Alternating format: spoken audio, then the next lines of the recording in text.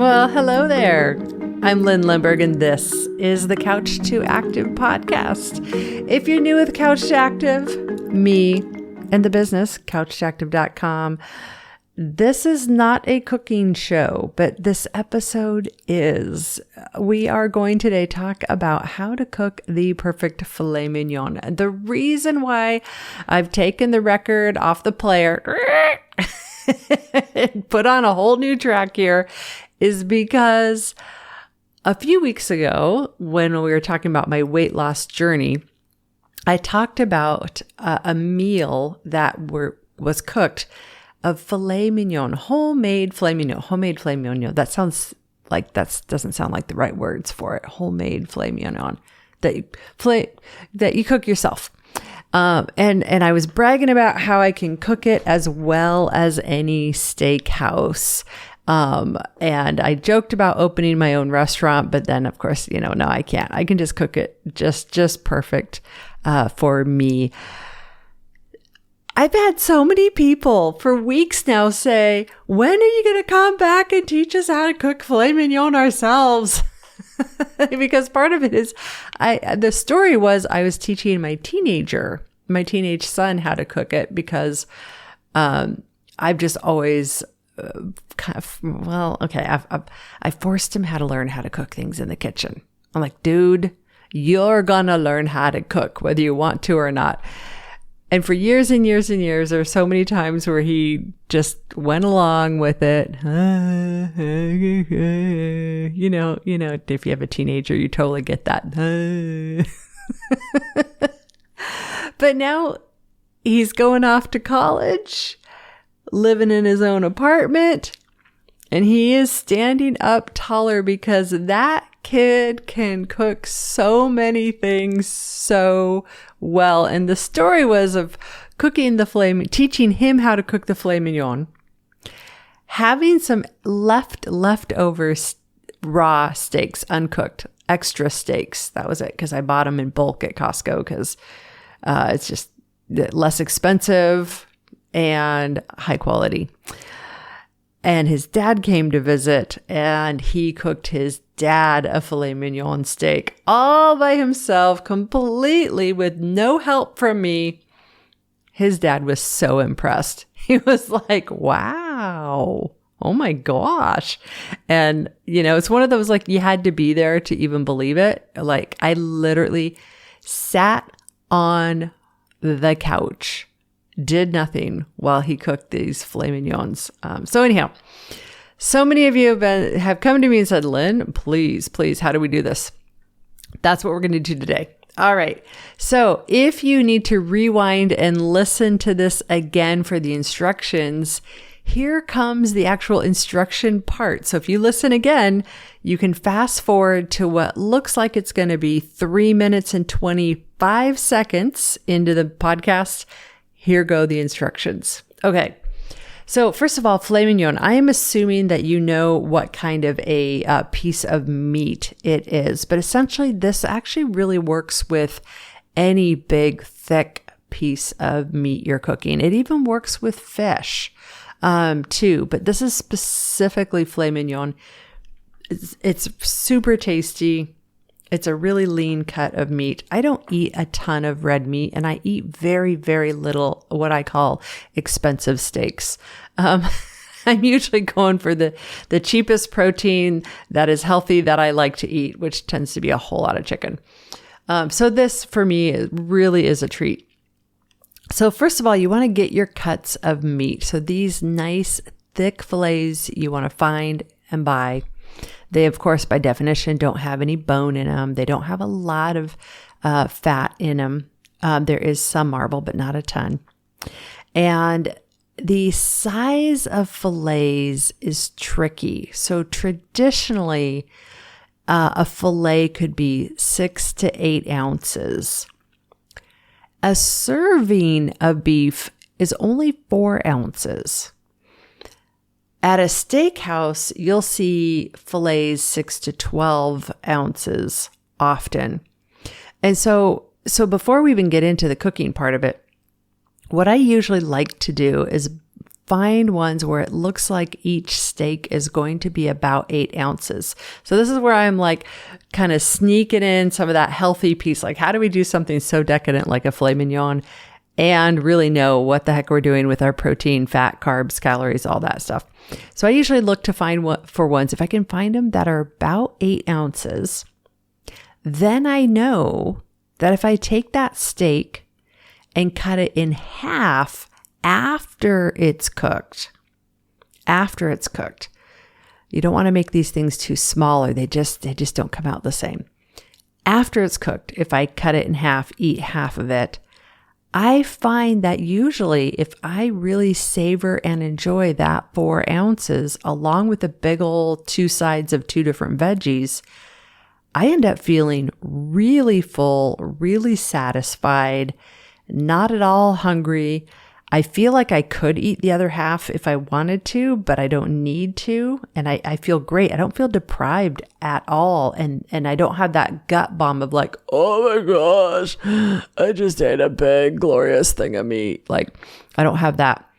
And then the next day, when I take the second half of that filet of the 4 ounce, and I slice it up and put it on a salad, yeah, you get where I'm going. Okay. So first of all, choosing high quality steaks. That's important. Really get high quality, looking for 8 ounces. The next piece, this is a tricky piece because this is where you can literally make yourself sick and run into the bathroom and worshiping the porcelain gods. But here's how you do it. The next piece is you want to take that steak and bring it up to room temperature. That's right. So you want to make sure if this steak is frozen, which I don't recommend starting with frozen ones, but you can, I do, and they turn out awesome. If it is frozen, you want to first let it fully defrost in the refrigerator, totally fully defrost in the refrigerator. Then you want to pull it out and put it somewhere where you are confident you can get that thing to room temperature, but not let it sit very long at room temperature because that's when the bacteria in the steak starts having a party. And if you let that steak sit for too long, that's where foodborne illnesses come from, blah, blah, blah. You get it, right? So that's a really important safety thing. Bring it to room temperature though, because that is the magic for being able to cook these things well. Then take those steaks, take a paper towel or something, pat them dry, both sides. Nice. Okay, got that.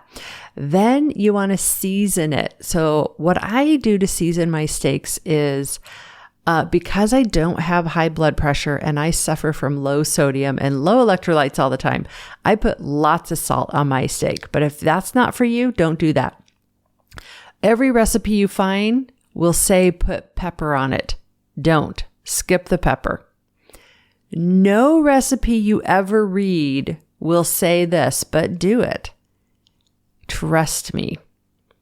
Get a lime, not a lemon.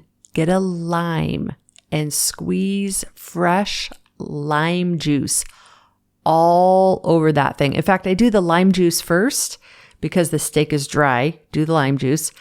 Then I do the salt so the salt has something to stick to.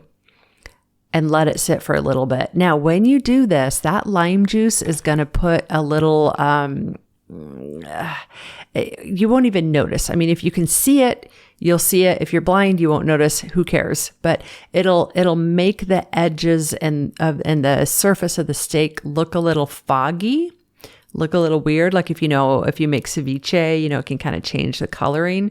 And it might not look as appetizing, but trust me, a little lime. Even if you don't like lime. I have done this for so many people. They're like, lime? Are you kidding? I'll pass on the lime. I'm like, no, trust me. And then there's just something magic about it. It makes it so good. Okay. Then preheat your oven to, I do 350 degrees. Most recipes will say 400. 350 Fahrenheit, preheat your oven. While your oven is preheated, you want to get a skillet. And this is, you can do this on a barbecue too, but I'm just going to pretend you're in a kitchen doing it on a skillet. Get a skillet, hot, super hot. Add a little bit of olive oil to that skillet, not butter, because butter's going to burn. You're going to get this thing so hot that if you put butter in it, it would burn. Get that pan super hot and then put the steaks on the pan. After it's hot, you're going to sear each side of that steak for 2 or 3 minutes. Yeah, just get it nice seared. And the thing about this hot pan thing is you put it on, you're going to want to kind of jiggle that steak around on the pan in that tiny bit of oil, because you don't want too much oil. But if you just plop the steak and let it sit there for 2 minutes, it's going to stick to the pan. So you don't want to do that. You want to get some tongs, scooch it around so that each end sears just a little bit. You can maybe, use the tongs to touch it and feel like you can feel it's a little bit crusty on both sides. Yep. Okay. Then pull it out, take it off the pan, put it on to some other kind of baking dish or something. Yeah. Once you do that, then you want to finish these steaks in the oven. So I take these steaks, they've been seared, but the middle, we've got to get the middle to a good temperature. And the middle right now of these steaks is raw. So if you just like, ta-da, here you go, have your steak, the middle will still be room temperature and it'll still be raw. Gross. So what I do is I put a layer of foil over the steaks, stick them in the oven at 350 degrees, and then it becomes a magic game here. Then basically you want the inside, the internal temperature of these steaks. So you need a meat thermometer. Take that meat thermometer, poke it in so the end of that thermometer is in the middle of those steaks, and let the middle temperature rise to between 130 and 135 Fahrenheit, 130 to 135. This is what I do. I let it get up to 130. I pull the steaks out of the oven, let them sit there with the foil over them. I actually take a kitchen towel, put it on top of that foil so the steaks don't get cold. I keep the thermometer in till it goes from 130 to 135 on the inside. And as soon as that happens, that magic 135, you're fairly confident you won't have any, it'll kill any of the stuff that would make you sick in case there's bacteria in those steaks. And they're just going to be so beautiful, medium rare to medium. Pull them out, serve them. You don't need any additional sauces or spices or anything. They are just fabulous as is. So yeah, letting them rest, pulling them out, letting them rest, and serving them right away while they're still just perfectly hot. That what makes a fabulous, fabulous filet. Oh, now I want to cook. So if you have any questions about this, let me know. And I hope you enjoyed this recipe on Recipe Podcast of how I cook fillets. I hope you enjoy. Let me know how it goes. And next episode, we'll go back to our regular programming. By the way, I am Lyn Lindbergh. This is the Couch to Active podcast. I can actually help you figure out how to get these filet mignons into a healthy, balanced diet. If you are a big steak eater, they can fit in. So if you're interested in that, couchtoactive.com, reach out to me. Be happy to work with you on your health and fitness goals or weight management goals. There we go, couchtoactive.com. Bye-bye now.